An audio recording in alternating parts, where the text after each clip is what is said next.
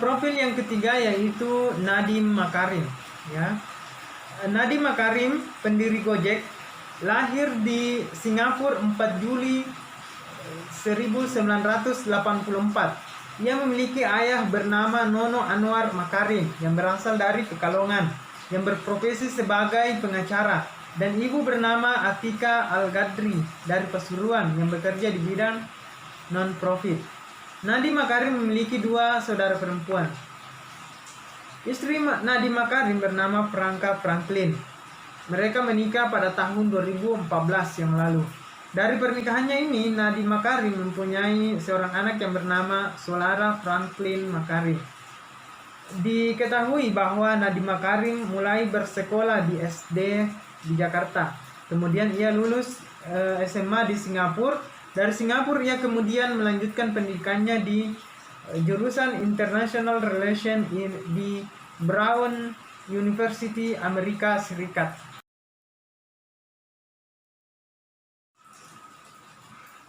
Nadiem Makarim adalah lulusan Harvard University. Dan selama setahun, Nadiem Makarim mengikuti program Freud Exchange di London School of Economics di UK. Ia juga melanjutkan studinya di Harvard Business School, ya, Harvard University, dan lulus dengan menyandang gelar MBA, Master Business of Administration. Nadiem Makarim diketahui pernah bekerja di sebuah perusahaan McKinsey dan Company, sebuah konsultan ternama di Jakarta, dan menghabiskan masa selama 3 tahun bekerja di sana. Diketahui pula ia pernah bekerja di sebagai co-founder and managing editor di Zalora Indonesia. Kemudian menjadi Chief Innovation Officer di Kartuku. Kemudian Nadiem Makarim resign dari Zalora, kemudian mendirikan Gojek. Berbekal banyak pengalaman selama bekerja, Nadiem Makarim kemudian memberanikan diri untuk berhenti dari pekerjaannya dan mendirikan sebuah perusahaan yang bernama Gojek pada tahun 2011.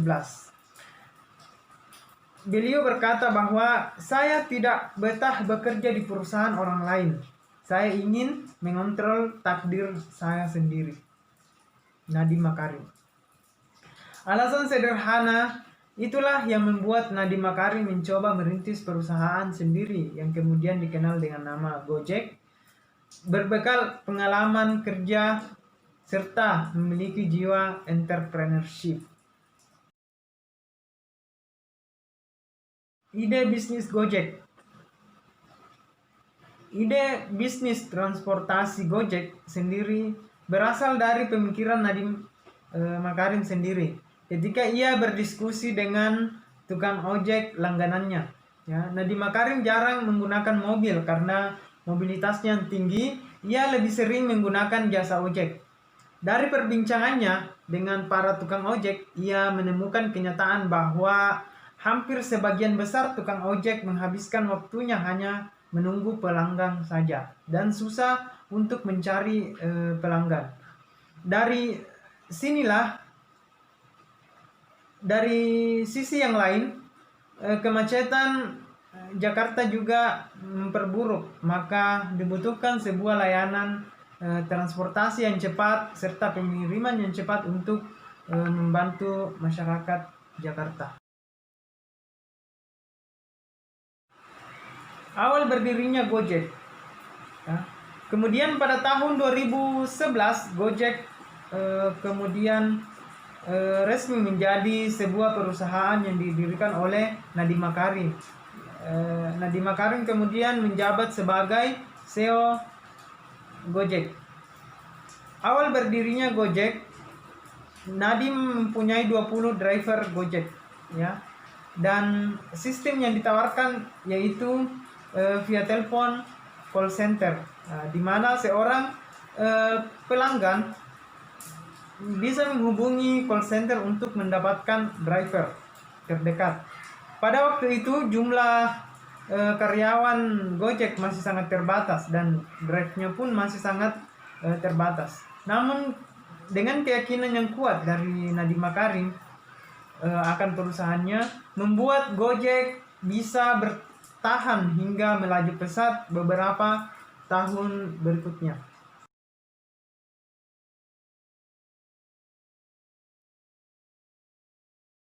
Suntikan modal dari perusahaan besar. Layanan Gojek menawarkan kemudahan dan kecepatan dengan bekerja sama dengan para tukang ojek di bawah naungan perusahaan Gojek. Ya, layanan Gojek Nadiem Makarim menawarkan jasa pengantaran barang dan makanan, transportasi, serta jasa belanja. Gojek semakin berkembang setelah tahun 2014 mendapat suntikan dana dari perusahaan investasi asal Singapura yaitu North Star Group. Kemudian nama Gojek makin terkenal pada tahun 2015 ketika merilis aplikasi mobilenya, sehingga makin banyak menarik minat ya pelanggan baru yang menggunakan jasanya. Nadiem Makarim sendiri benar-benar memanfaatkan perkembangan teknologi untuk memudahkan pelanggan menggunakan jasa Gojeknya. Para pelanggan dapat menggunakan aplikasi melalui smartphone mereka untuk memesan layanan. Selain itu, tarif dari Gojek didasarkan pada jarak tempuh dan pembayaran, dapat menggunakan